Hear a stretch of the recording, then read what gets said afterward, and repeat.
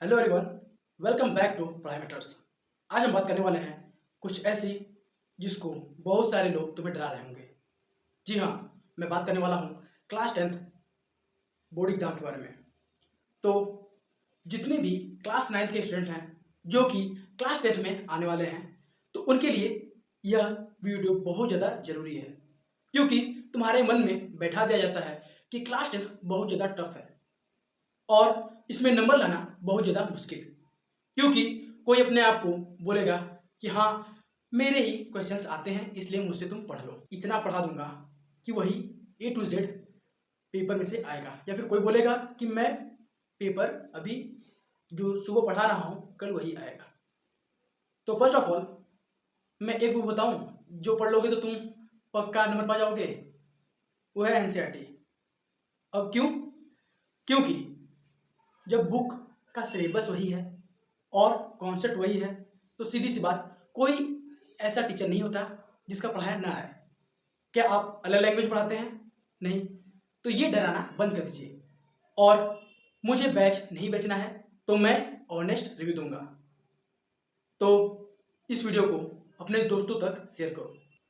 अब तुम क्लास 10 में आ गए हो और जहां भी देख रहे हो तहां बात है कि हाँ, इस साल तुम बोर्ड में हो।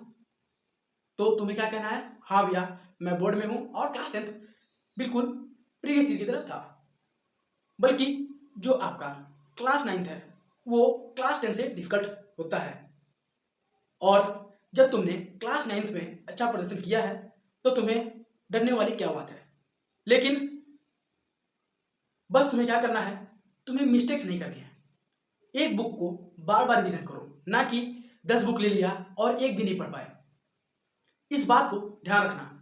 ये कौन मिस्टेक्स हैं जो आने वाले टाइम पे तुम करने वाले हो। तो तुम्हें अगर अच्छा स्कोर करना है तो सीधा एनसीईआरटी प्लस एनसीईआरटी एग्जाम्पलर के क्वेश्चंस पहले लगाना, क्योंकि बच्चे R D Sharma, R S Agrawal के चक्कर में पड़ जाते हैं और सारे क्वेश्चंस नहीं लगा पाते। तो कॉन्सेप्ट सेम रहेंगे, उसके बाद आपको आगे बढ़ना है। अगर तुम्हारा एनसीईआरटी एग्जाम्पलर कंप्लीट हो जाता है तब तुम्हें प्रीवियस ईयर क्वेश्चन लगाने हैं। और अगर तुम बहुत ज़्यादा अच्छे लेवल पे चल रहे हो तब तुम्हें जाके आर डी शर्मा और उससे पहले तुम्हें आर एस अग्रवाल को टच करना है। तो ये हुई मैथ के लिए। सेकंड, साइंस की बात करते हैं। तो साइंस के लिए तुम्हारा एचसीवी नहीं चुना है, तुम्हें एनसीईआरटी पढ़ने हैं, साथ ही साथ टीचर्स के नोट्स पढ़ने हैं। सारे कॉन्सेप्ट को अपने मन में बैठा लेना है, अच्छे से समझ के करना है, नो रटाफिकेशन, और मैक्सिमम प्रीवियस ईयर क्वेश्चन करना है। और तुम्हें एनालाइज करना होगा कि कहाँ से क्वेश्चंस बार बार आते हैं। और अगर तुम टॉपिक वाइज देखोगे तो तुम्हें कुछ ऐसे टॉपिक्स मिलेंगे जो कि 30 to 40% होंगे, लेकिन एग्जाम में वो रिपीट करते हैं और तुम्हें इस डेटा का एनालिसिस करना होगा। तो ये बात हो गई आपके साइंस की। Third, English.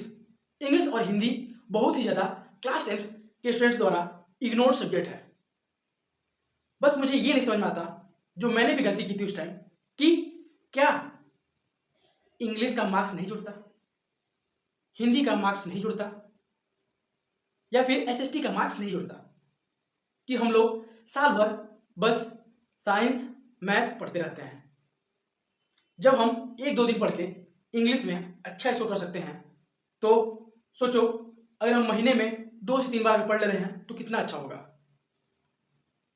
तो इस पे कमांड बनाओ, क्योंकि ओवरऑल परसेंटेज हमें बढ़ाना है, ना कि बस एक सब्जेक्ट से लेके 90% ला भी दिया ना, अगर अगले में कम हो रहे हैं तो नीचे जाएगा।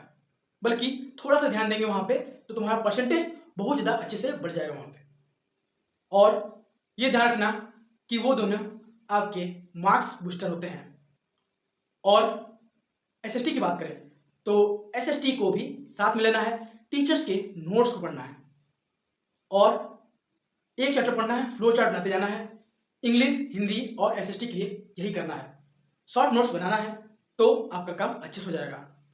अब एक क्वेश्चन ये भी है कि मेरा अभी तक कभी भी 90% नहीं आया है या फिर 95% नहीं आया है। तो ये इसलिए नहीं आता क्योंकि हम फोकस ही नहीं करते एक बुक पे। हम 4 बुक्स करते हैं, एक को भी कंप्लीट नहीं करते हैं। और उसकी वजह से क्या होता है, हम आधा वहाँ करते हैं, किसी चैप्टर्स का 25% करेंगे, किसी का 50% करेंगे। शुरुआत में तो हम अधिक करेंगे, लेकिन हम भूल जाते हैं कि हमें पूरे सब्जेक्ट्स का करना होगा।